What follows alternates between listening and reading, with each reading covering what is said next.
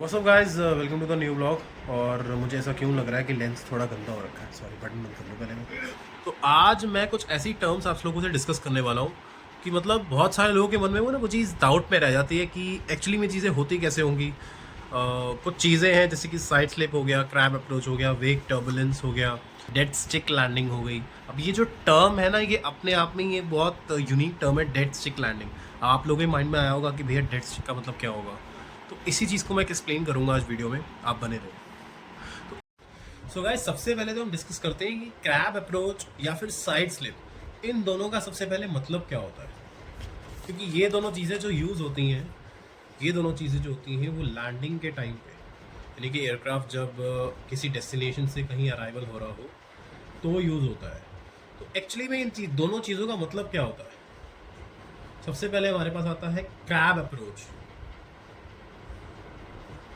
Crab approach का एक बहुत ही सिंपल मतलब होता है। सपोज तो हम बात करते हैं क्रैब अप्रोच के बारे में। तो यहाँ पे जो है, जैसे सपोज कीजिए कि आपका एक रनवे है और यहाँ से कोई एयरक्राफ्ट आ रहा है।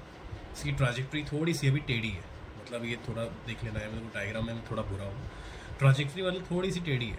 अब ये यहाँ से आ रहा है, आ रहा है, आ रहा है, आ रहा है, आ रहा है, लेकिन जो ये कुछ सेक्शन ये वाला बचेगा ना, यहाँ पे आके just before touch down aircraft एकदम से अपने आप को, मतलब जो पायलट है उनके, वो एकदम से अपने आप को ट्राजेक्ट्री सीधी कर देंगे एयरक्राफ्ट की, जो कि रनवे से टचडाउन से पहले बहुत ही ज़्यादा, मैं कहूँगा, वो क्रूशल चीज़ होती है। और बहुत ही हाईली एक्सपीरियंस पायलट ही इस चीज़ को कर सकते हैं।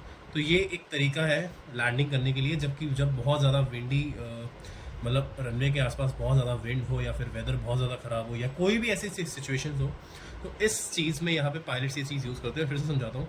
ये एक रनवे है, यहाँ से एक एयरक्राफ्ट आ रहा है जिसकी ट्राजेक्ट्री टेढ़ी है, थोड़ी सी आ रहा है, descend descend descend, just before touch down वो एकदम सीधा हो जाएगा। तो ये एक मेथड है। और दूसरा मेथड हमारे पास आता है साइड स्लिप का। सॉरी, मेरी राइटिंग थोड़ी ख़राब है। साइड स्लिप का एक बहुत ही सिंपल मतलब होता है। सपोज कीजिए आपका जो ये रनवे है, ये अभी आ रहा है यहाँ से, और यहाँ से एक एयरक्राफ्ट आ रहा है। एयरक्राफ्ट फिर से टेढ़ा आ रहा है, टेढ़ा आ रहा है, टेढ़ा आ रहा है, टेढ़ा आ रहा है, और उसने लैंडिंग में टच डाउन, जब, अब एक बात समझना, यहाँ पे टच डाउन से पहले, यहाँ पे टच डाउन से पहले जब भी एयरक्राफ्ट का जो रेयर गियर है, यानी कि पीछे के जो टायर्स हैं, टच डाउन से पहले ही एयरक्राफ्ट सीधा हो गया था। यहाँ पे टेढ़ा ही वो लैंड होगा, लेकिन उसके जो रबर्स है, एयरक्राफ्ट के पीछे रबर्स लगे होते हैं जो अलाइन द एयरक्राफ्ट हॉरिजॉन्टली। तो वो जो रबर्स हैं वो वर्क करेंगे, पायलट्स रबर्स के थ्रू वर्क करके एयरक्राफ्ट को सीधा कर देंगे। तो ये थोड़ा, ये आप लोग साइड स्लिप आप लोगों को लग रहा होगा कि थोड़ा सा क्रूशल है, लेकिन ये क्रैब अप्रोच से बहुत ज़्यादा अच्छा मेथड है।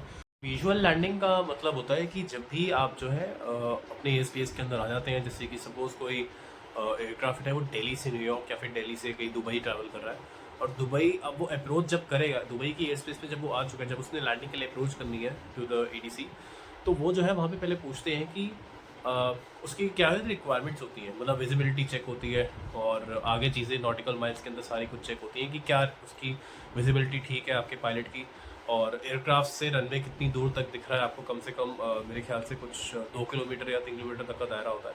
तो ये सब चीज़ें चेक होने के बाद जो विजुअल लैंडिंग होती है उसकी परमिशन एडीसी देता है। और दूसरी होती है हमारे पास आईएलएस अप्रोच। आईएलएस का अप्रोच का मतलब होता है इंस्ट्रूमेंट लैंडिंग सिस्टम। तो वो जो है बहुत कॉमन तरीका है लैंडिंग करने का किसी भी एयरक्राफ्ट के अंदर, मतलब पायलट्स के लिए थोड़ा क्रूशियल इंपॉर्टेंट वो चीज़ हो जाती है, जहाँ पे वो खुद जज नहीं कर पा रहे कि कहाँ पे है रनवे, यार कुछ वैसा है, फॉग बहुत ज़्यादा है।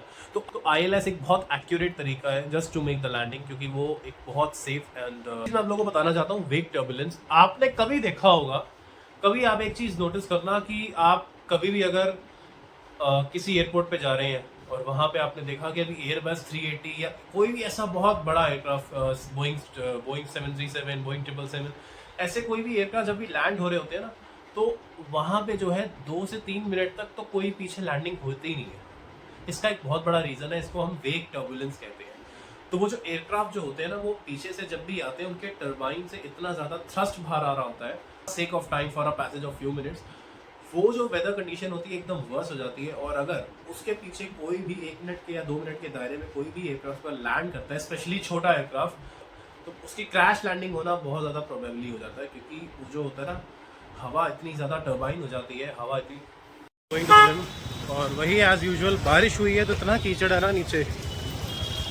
और एक्चुअली आज मैं बहुत लेट हो गया हूँ, अभी 5:30 पौने 6 हो रहे हैं तब मैं जिम जा रहा हूँ। 1-1.5 घंटा लेट हुआ है। एक्चुअली दिया रखी थी तो थोड़ा टाइम लग जाता है यार उसमें। अब मैं जा रहा हूँ, अब 5:30 से 6:30 पौने 6 पौने 7 बजे मैं अपना फोरआर्म शुरू करूँगा। 7 बजे तक I will be free almost. तो guys back from the workout. और बारिश इतनी ज़्यादा हो रही थी ना, मतलब जब मैं निकला हूँ तब तो नहीं हो रही थी, खैर उससे पहले बहुत बारिश हुई है, बहुत तेज़ हवाएं चली, बारिश हुई। और अब फ़िलहाल घर आ चुका हूँ, नहाया हूँ, कुछ खाना है भैया, भूख बहुत ज़्यादा लग रही है मुझे। बिना चश्मे के बैठ गया यार मैं लैपटॉप पे, बताओ क्या दिखता तो है मुझे, अंदर हो ना। वही बात है ना, थोड़ा आदत हो गई है ऐसी। ऑल तो मैं थोड़ा वेबसाइट पे काम करने लगा हूँ अपना, और जल्दी ही ट्राई है टू लॉन्च माई वेबसाइट। देखते हैं कब डिले होता जा रहा है, कि बहुत चीज़ें रहती हैं अभी भी। और मैं अकेला हूँ भाई देख करने वाला, मेरे आगे पीछे कोई एम्प्लॉय तो मैंने रखा नहीं है जो इस चीज़ का देख कर करेगा।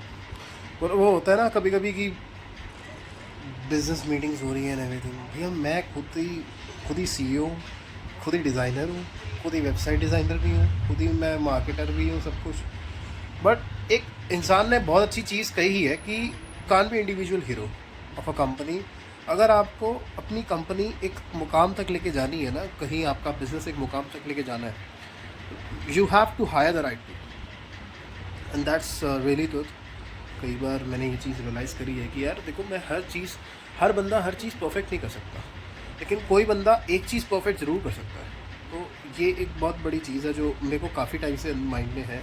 बट अभी देखो मैं एक्सपेंस निकाल नहीं सकता उस चीज़ का, मैं हायर, और मेरे पास स्पेशली मेरे पास कोई स्पेस नहीं है अभी जहाँ मैं, जैसे एक ऑफिस स्पेस हो, कुछ वैसा हो, जो मैं बंदे को, घर तो है खैर, पर घर में ना एक अलग चीज़ होती है यार। आप किसी को हायरिंग करके घर पे खैर लाना कोई वो बड़ी बात नहीं है, इंसान कोई बुरा थोड़ा होगा, बट वही बात है ना, घर वाले अनकम्फर्टेबल होते हैं। ठीक है, आज के इस ब्लॉग को यहीं समाप्त करते हैं। और सुबह मतलब जो पसीना दिख रहा है ना चेहरे पे, इस वजह से अभी आटा लेने गया था एक्चुअली मैं बाहर। तो आटा लेके आते हैं तो भैया वो ना क्या होता है ना, आपकी बॉडी एक साइड झुकी हुई होती है। अब बहुत सारे लोगों को लगता है ये ऐसा क्यों होता है, मिथ होते हैं, फिर भी होता क्या है, आप इस हाथ पे आपने 10 किलो का भार उठा लिया, या इस हाथ पे आपने उठा लिया, अब वो जो 10 किलो का भार है, बॉडी अपने आप को बैलेंस करने के लिए 10 किलो के भार इज इक्वल टू 10 किलो की ट्राजेक्ट्री चेंज करती है। मतलब एक बात समझो, आपका जो नॉर्मल ग्राउंड से एंगल है और जो आपका बॉडी का एंगल है, जब यहाँ पे वेट आ चुका है, मतलब लेफ़्ट साइड पे वेट आ चुका है, अब राइट साइड की जो बॉडी है वो टेंड करेगी कि आपका जो 10 किलो के प्रति जितना आपका एंगल ट्राजेक्ट्री मुड़ेगा, उतना वो दूसरी साइड पे मुड़े, ताकि बैलेंस जो है इक्वल हो जाए। तो ये एक फिज़िक्स है पीछे की, मैंने कभी पढ़ा था, ये शायद 9, 10 नहीं 11, 12 में कहीं पढ़ा था, मेरे को याद नहीं है वो चैप्टर। बहुत अच्छा चैप्टर था वो वाला। मतलब मेरे को ना फिज़िक्स के पता है कुछ टॉपिक्स ही पसंद आते थे, मतलब जैसे रिलेटिविटी का कॉन्सेप्ट हो गया, बायोनेंसी का हो गया, ग्रेविटेशंस का हो गया, मतलब ये कुछ कॉन्सेप्ट्स होते थे एक्चुअली में जो कुछ अच्छा लॉजिकल होते थे। मतलब बाकी तो यार गदर ही लॉजिक है, मतलब फ्री फंड के इतना ज्ञान पेला हुआ है ना। अब भैया कहीं कोई आदमी अगर अच्छा रिसर्चर बन गया, और आजकल टेक्नोलॉजी इतनी अच्छी है, सब कुछ अच्छा है, वो एक आवाज़ बोलेगा और उसके लैब में हज़ारों पेज खुल जाएंगे ऐसे गूगल में। What's a point two remember that. आप उस चीज़ को एग्जीक्यूट कैसे कर रहे हो, एक रिसर्चर का वो काम होता है।